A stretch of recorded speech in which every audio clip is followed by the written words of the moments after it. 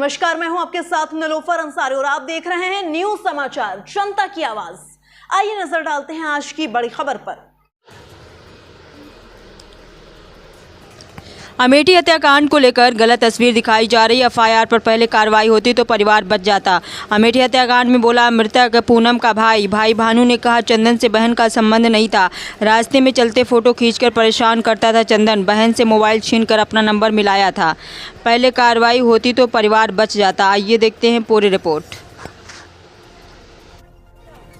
जो घटना हुई है और उसमें एक स्टेटस भी चंदन ने लगा रखा था कि 5 को तो चार की मर्डर कर दिया उसने, 4 को गोली मार दिया है।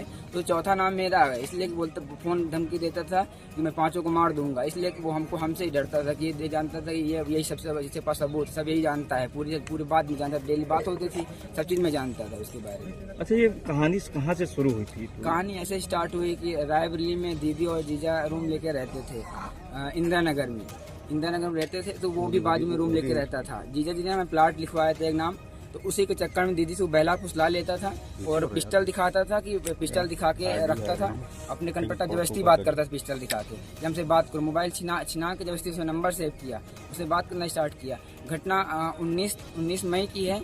उसने फोटो खींचा और हम साथ जा रही थी, वो मौसी के यहाँ ले जा रहे थे। उसने फोटो खींचा, फोटो वही वायरल फोटो कर रहा है।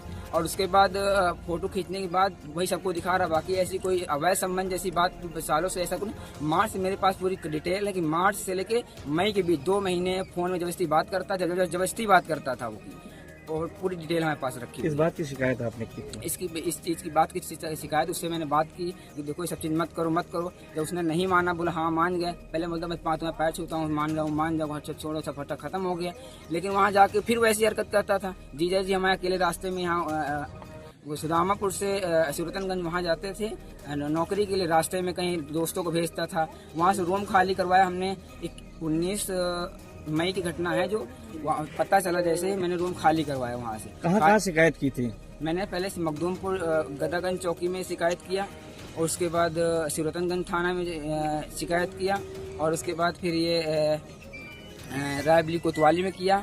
रायबरेली कोतवाली वाले सर बोले कि उन्होंने बोला कि ये यहाँ सूरतनगंज जाइए।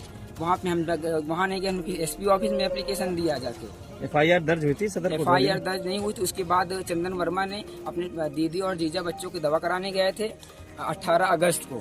मेरे पास फोन किया चंदन वर्मा और उसकी माँ, और उसको मारने के लिए तके। तो मेरी दीदी रो रही थी। जब मैं वहाँ पहुँचा, मेरा मौसी का लड़का था और मैं था, वहाँ पहुँचा, देखा मेरी दीदी बहन रो रही थी, बच्चे बिलक रहे थे बाजू में। उनको देख के मैं आंसू आ गए। उसके बाद हम बच्चों को उठा के पूछा क्या हुआ, तो दीदी ने बताया कि चंदन ने मारा है तुम्हें जीजा जी को, तो भानु इनको जेल भेजना है, जहाँ जो हो जाए, भले हमारी जान चली जाए। उसी दिन नहीं तो उसके बाद फिर जाकर इंदिरा नगर चौकी, उसी टाइम इंदिरा नगर चौकी में हमने लापरवाही हाँ, इंदिरा नगर चौकी में दिया। हमने उनसे सर से बोला भी कि सर कट्टा रखा हुआ पीछे, इस पिस्टल ले लिया, पिस्टल है इसके पास। तो पिस्टल और बुलेट की चाबी अपनी मम्मी को दे दी, अंदर जा गया। तो बोला हमको मिला करके पुलिस ने कोई कार्रवाई नहीं की? हाँ, कुछ नहीं कार्रवाई। उसके बाद बैठाए हुआ था, बैठाए के बाद कोतवाली भेज दिए। कोतवाली में उसको लॉकर में डाल दिए। तो उसके बाद बोले कि वहाँ कोतवाली में बोले आप जाओ। मेरी दीदी बोली आत्मदाह कर लेंगे जब तक इसको नहीं भेजेंगे, इसमें नहीं, जेल में नहीं भेजेंगे जब तक नहीं आत्मदाह कर लेंगे हम। उसके बाद वहाँ पे बैठाए हुए थे 6 बजे से लेके 12 बजे तक का एफआईआर नहीं लिखी गई। उसके बाद जीजा जी हमारे अंदर जाके बोले एसओ साहब से ये ऐसा है कि हमें मत जान चाहिए, जब आप एफआईआर लिखोगे क्या? तो उन्होंने बोला कि ऐसी कैसे बात करते हो। तो फिर उसके बाद वहाँ पे हमने कहा पुलिस में कार्यरत हैं, यानी कितने साल के, कौन से सिविल पुलिस में थे या दूसरी पुलिस आते उसमें? तो हमने कहा नहीं सिविल में थे, कितने 1 साल थे कार्यरत। पहले बताना चाहिए थी। एफआईआर हुई है, लेकिन उसके बाद 41 में नोटिस दे के छोड़ दिया गया। मुझे जेल गया होता तो आज ऐसी घटना नहीं देखना पड़ता।